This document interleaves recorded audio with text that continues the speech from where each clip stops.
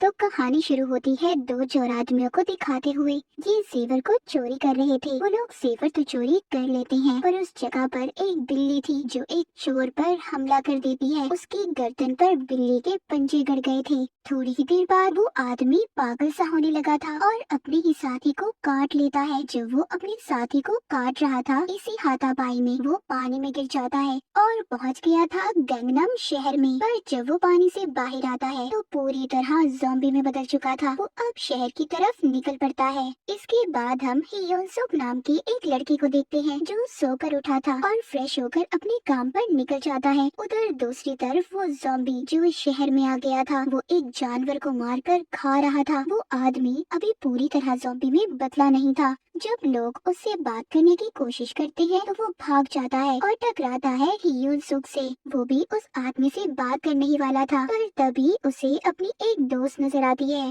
जिसका नाम मिनजिंग था। उसको कुछ लड़के वहाँ पर तंग कर रहे थे, इसलिए हियोन सुक उसकी मदद करता है। उन लड़कों को वहाँ से मारकर भगा देता है। यहाँ पर हमें पता चलता है कि हियोन सुक लड़ाई में काफी माहिर था। हियोन सुक और मिनजिंग दोनों एक जगह पर काम करते थे और जहाँ पर इन दोनों का ऑफिस था वो एक नई बिल्डिंग थी। उस बिल्डिंग की चेकिंग करने एक इंस्पेक्शन लेडी आई थी। वो थोड़ी सी खड़ूस थी। हियोन सुक और मिनजिंग दोनों एक छोटे से ऑफिस में काम करते थे। उनकी कंपनी एक यूट्यूब चैनल चलाती थी। हम यहीं पर हियोन सुक के बॉस को भी देखते हैं जिसकी नजर हमेशा मिनजिंग पर रहती थी, जो बात हियोन सुक को बिल्कुल भी अच्छी नहीं लगती थी क्योंकि वो खुद मिनजिंग को बहुत पसंद करता था। उधर ही हियोन सुक का दोस्त भी था जो इनके साथ काम करता था। दूसरी तरफ हम उस ज़ॉम्बी को देखते हैं जो शहर में आ गया था और उसकी नजर अब हियोन सुक की ऑफिस की बिल्डिंग पर थी। टीवी में भी इस ज़ॉम्बी के बारे में बताया जा रहा था जिसको देखकर हियोन सुक ने पहचान लिया था।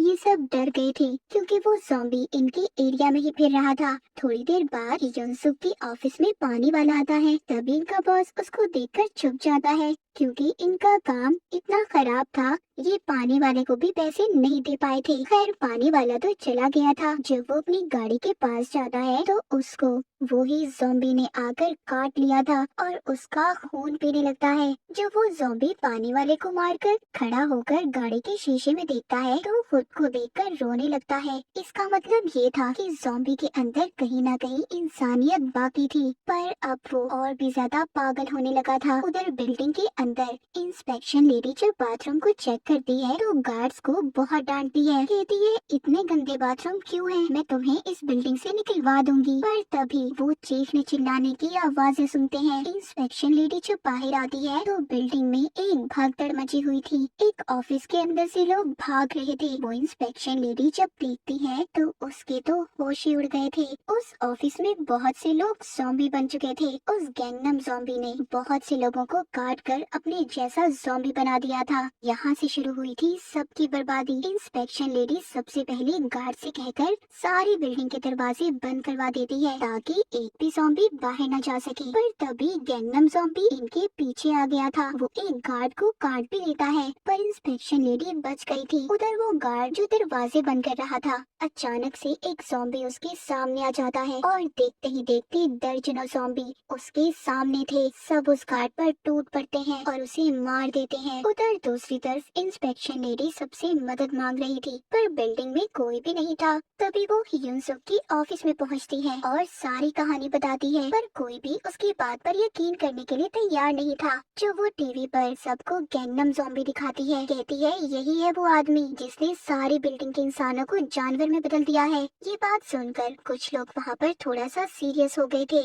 हियोन सुक का बॉस कहता है अगर ये बात सच है क्यों ना हम एक वीडियो बनाएं, हमारा चैनल वायरल हो जाएगा। ये सब अब वीडियो बनाने चले जाते हैं सिवाय एक गार्ड के जिसको ज़ॉम्बी ने काटा था। उसके हाथ में अब दर्द हो रहा था। वो समझ चुका था कि वो भी अब ज़ॉम्बी बनने वाला है। उधर बाकी के लोग जब वीडियो बनाने गए थे वो हल्का सा दरवाजा खोलकर वीडियो बनाते हैं, पर एक ज़ॉम्बी उन्हें वीडियो बनाते हुए देख लेता है और मिंजिंग को पकड़ लेता है। उस एक ज़ॉम्बी की वजह से बाकी के ज़ॉम्बी भी इनके पास आने लगे थे, पर हियोन सुक ने सही वक्त पर दरवाजे को बंद कर दिया था और दोबारा से ये ऊपर की तरफ आने लगते हैं। हियोन सुक के बॉस को भी एक अच्छी वीडियो मिल गई थी, लेकिन तभी ये अपने सामने गैंगनम ज़ॉम्बी को देखते हैं युनसुक उससे लड़ता है, उसका मुकाबला करता है, पर आखिर में ज़ॉम्बी उस पर भारी पड़ रहा था। वो ज़ॉम्बी बॉस पर भी हमला करने वाला था, पर बॉस अपनी जान बचाने के पीछे युनसुक के दोस्त को ज़ॉम्बी के आगे फेंक देता है। युनसुक भी अपने दोस्त को नहीं बचा पाया था, वो बेचारा मर गया था।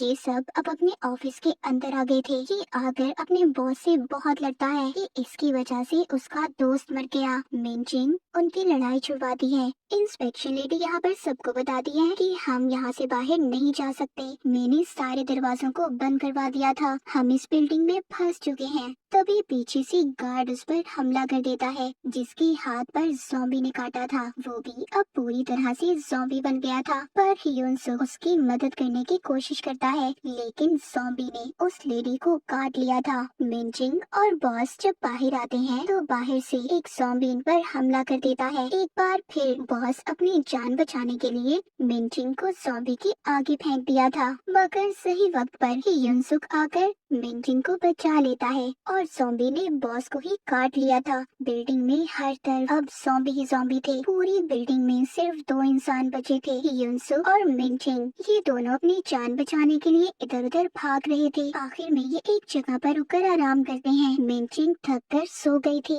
तभी ये अपने सपने में देखती है कि बॉस ने इसे काट लिया है और डर कर उठ जाती है। तभी यहाँ पर युनसुक को एक आइडिया आता है। वो एक रेडियो को चलाकर लटका देता है ताकि सभी ज़ॉम्बीज़ उसके पास जाएं और बिल्डिंग के बाहर निकलने का रास्ता साफ कर दें, जिससे ये आसानी से बिल्डिंग के बाहर जा सकते हैं। उस रेडियो की आवाज सुनकर बेहोश ज़ॉम्बी भी जाग गए थे। अब ये जल्दी जल्दी जब भाग रहे थे तभी युनसुक का दोस्त जो ज़ॉम्बी बन गया था वो इनका रास्ता रोक लेता है। युनसुक उसे समझाने की बहुत कोशिश करता है। उधर बॉस के ज़ॉम्बी ने भी मिनजिंग को पकड़ लिया था। यहाँ पर मिनजिंग का सपना सच हो जाता है। ये अपनी और युनसुक की जान बचाने के लिए बेसबॉल बैट से इन पर हमला करती है। हिम्मत कर ये दोनों आगे बढ़ते हैं। जब ये मदद के लिए फोन करते हैं, फोन भी बंद थे। तभी गैंगनम ज़ॉम्बी इनके पास आ गया था। उधर रेडियो भी बंद हो जाता है। नीचे बाहर जाने का सिर्फ एक ही रास्ता था और वो था ज़ॉम्बीज़ के बीच में से। ये दोनों हिम्मत करके ज़ॉम्बीज़ के दरमियान से गुजरते हैं। युनसुक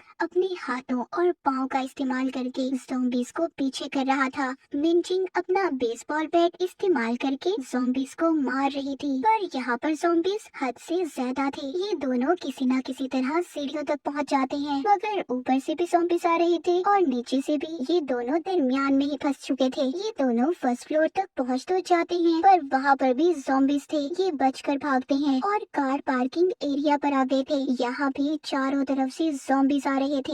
युनसुक मिनजिंग को गाड़ी में बिठाकर गाड़ी को बंद कर देता है और खुद अकेला ही ज़ॉम्बीज़ से मुकाबला करने लगता है, लेकिन ज़ॉम्बीज़ गाड़ी के अंदर मिनजिंग को भी घेर लेते हैं। ज़ॉम्बीज़ की तादाद बढ़ने लगी थी, जिससे गाड़ी में रेडियो भी चल जाता है। फिर यहाँ पर और भी ज़ॉम्बीज़ आना शुरू हो गए थे। युनसुक लड़ते लड़ते गाड़ी के ऊपर चढ़ गया था, पर यहाँ पर भी इसके पीछे ज़ॉम्बीज़ आ रहे थे। युनसुक उनसे बहुत लड़ता है। आखिर में सारी ज़ॉम्बीज़ युनसुक के ऊपर चढ़ गए थे। यहाँ पर हमें देखकर ऐसा लग रहा था कि युनसुक भी अब मर जाएगा, पर ऐसा नहीं था। सही वक्त पर मिनजिंग फायर एस्टिमेशन लेकर आ जाती है और सारे ज़ॉम्बीज़ पर स्प्रे कर युनसुक से उन्हें दूर कर देती है। ये सारे ज़ॉम्बीज़ तो भाग गए थे, पर जब ये थोड़ा आगे जाते हैं तो आ जाता है गैंगनम ज़ॉम्बी, जो अब और भी ज्यादा ताकतवर हो गया था, जो युनसुक पर हमला कर देता है। वो इसके हर वार का पलट कर वार कर रहा था। मार का भी उस ज़ॉम्बीज़ पर कोई असर नहीं हो रहा था। काफी देर तक युनसुक गैंगनम ज़ॉम्बी से लड़ता रहता है। तभी वहाँ पर इंस्पेक्शन लेडी भी आ जाती है। गैंगनम ज़ॉम्बी इनसे मर तो नहीं रहा था, पर मिनजिंग उसको धक्का देती है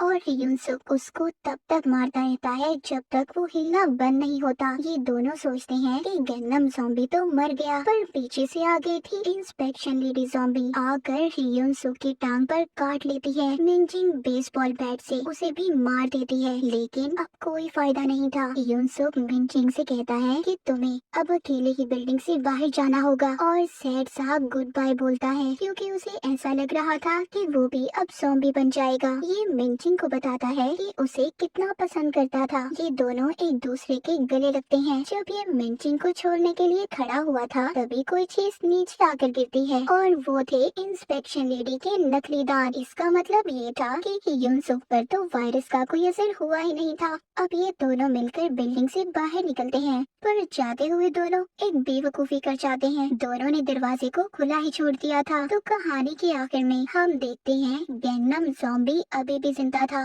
वो भी उठकर बाहर की तरफ जाने लगता है। मतलब अब ये बर्बादी पूरे शहर में फैलने वाली थी। अब शुरू होने वाला था ज़ॉम्बी एपोकलिप्स। क्या ये ज़ॉम्बी अब पूरे शहर में तबाही फैलाने वाला था? तो क्या होगा गैंगनम शहर का हाल? और इसी के साथ ये कहानी यहीं पर खत्म हो जाती है।